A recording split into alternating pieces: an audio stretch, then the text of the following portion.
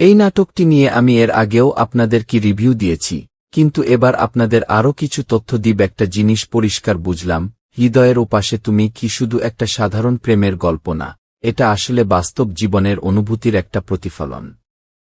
নাটকটায় ফারহান আহমেদ জবন এবং নিহার কেমিস্ট্রি সত্যিই চোখে পড়ার মতো।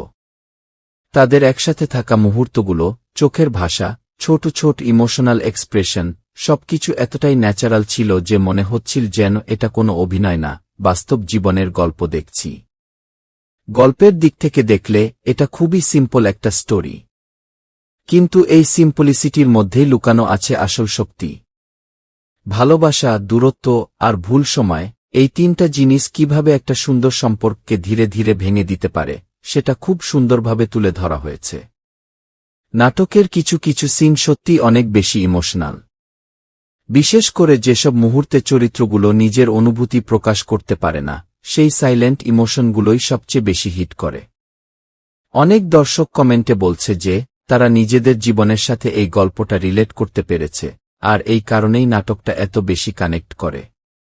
আরেকটা জিনিস বলতেই হবে, ডিরেকশন আর ব্যাকগ্রাউন্ড মিউজিক নাটকের ইমোশনকে অনেক বেশি শক্তিশালী করে তুলেছে।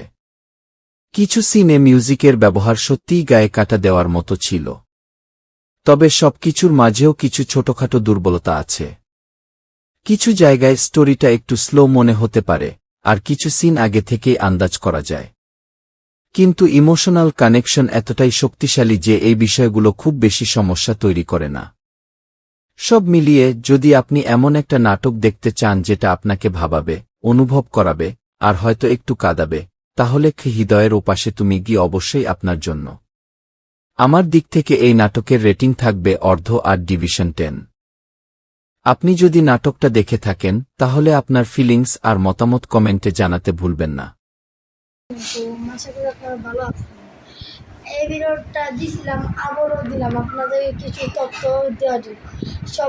সবাই আমাকে লাইক আর সাবস্ক্রাইব করে দিন।